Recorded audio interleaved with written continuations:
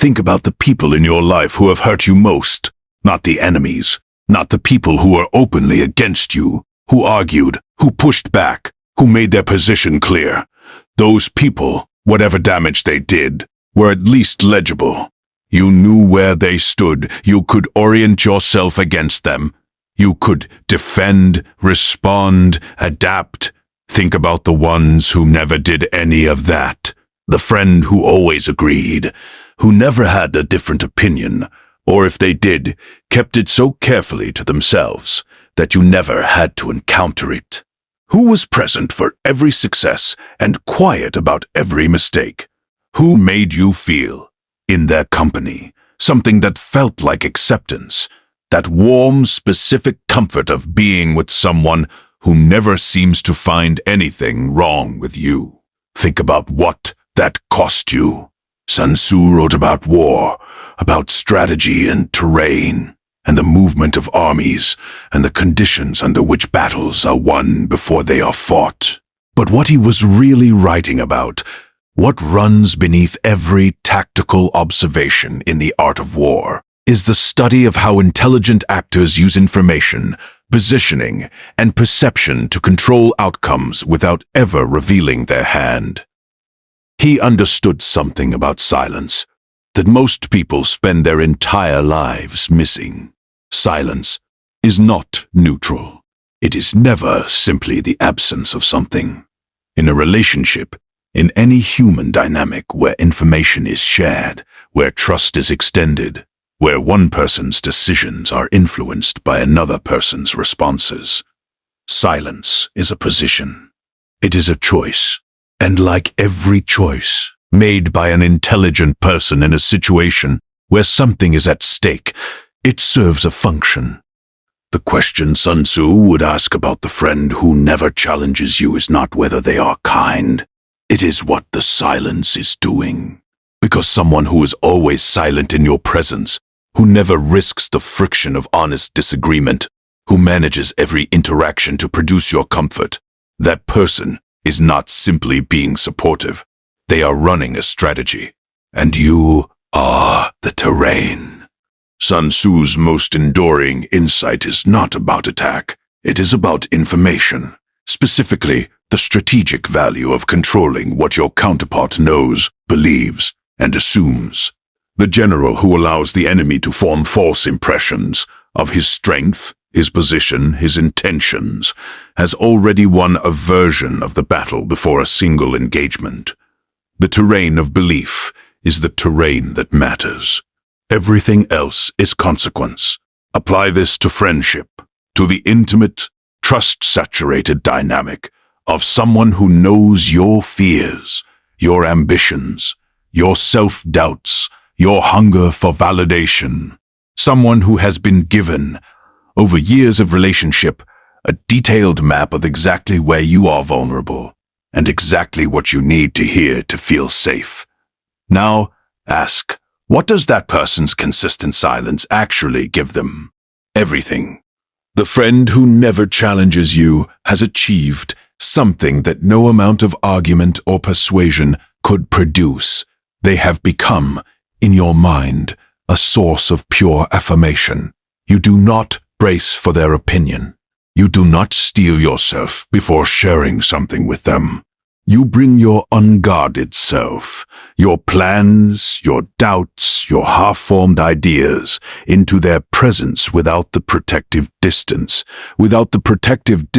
you would maintain with someone whose response you couldn't predict. That access is extraordinary. Sun Tzu wrote that all warfare is based on deception. Not because deception is evil, but because the actor who controls perception controls the field. The silent friend has not deceived you in any conventional sense. They have simply withheld the friction that would have made you more careful, more considered, more aware that you were in the presence of someone with their own agenda, their own interests, their own assessment of your situation that may not perfectly align with yours. In the absence of that friction, you have made a very human, very understandable error. You have confused comfort with safety. These are not the same thing. Comfort is the feeling produced when your environment requires nothing from you.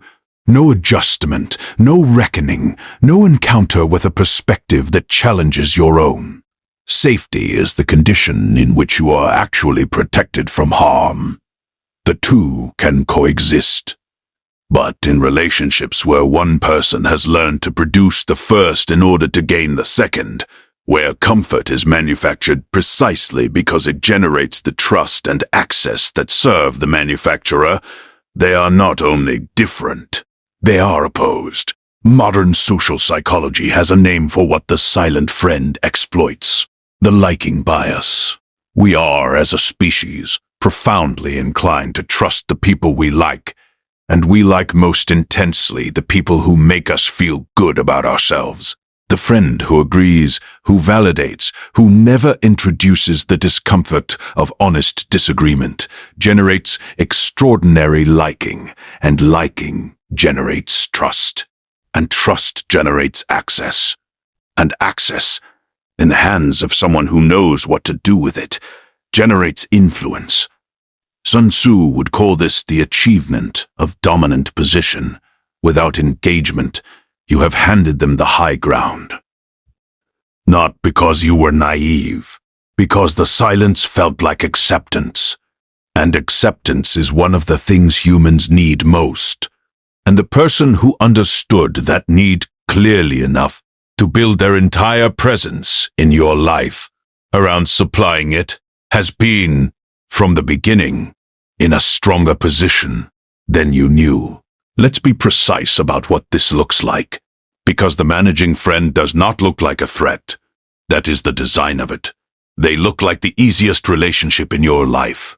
They are the one who is always available, who remembers the things that matter to you and reflects them back at the right moments, who responds to your successes with enthusiasm and to your failures with a specific kind of sympathy that never quite gets to the part where they tell you what you did wrong, who makes you feel, in their presence, like the most interesting, most capable, most worthwhile version of yourself. And somewhere in the accumulation of all that warmth, all that availability, all that consistent, reliable production of your comfort, something has happened that you did not notice happening. They have become necessary.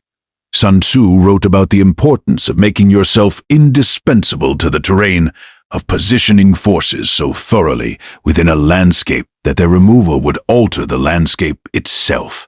The managing friend does this over time, and without announcement, they embed themselves in your emotional infrastructure. They become the person you call first, the one whose opinion you check, the one whose continued warmth functions as a quiet, ongoing signal that you are okay, that your decisions are reasonable, that the story you are telling about yourself is one that a witness would confirm. And that function, the function of the validating witness, is exactly where the management operates. Because a witness who only ever confirms is not a witness. They are mirror angled to show you only what you want to see. And a person who makes all their decisions based partly on what they see in that mirror is a person whose decision-making has been quietly outsourced to whoever controls the angle. The managing friend controls the angle, not through lies.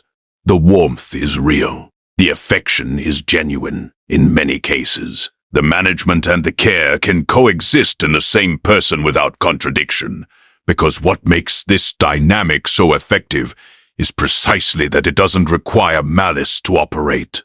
It requires only the consistent prioritization of one's own comfort and position over the other person's actual development. The friend who challenges you risks something.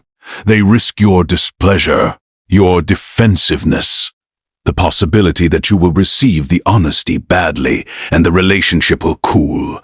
This is a real risk, and the friend who never takes it has implicitly made a calculation that your continued approval matters more than your actual good, that the relationship is too valuable to them to subject it to the friction that genuine friendship requires. Sun Tzu would recognize this as the behavior of someone protecting an asset. You are the asset. Your goodwill, your loyalty, your continued willingness to bring them your unguarded self. These are resources, and the silence is the strategy for maintaining them. Never challenge. Never risk. Never introduce the friction that might make you examine the relationship more carefully. Keep the temperature exactly right. Keep the mirror angled exactly so. And the person in the mirror, warmed by the reflection, will not think to look behind it. Here is the part that requires honesty. The managing friend did not build this dynamic alone. You participated. Not strategically, not consciously, not with any awareness of what was being constructed.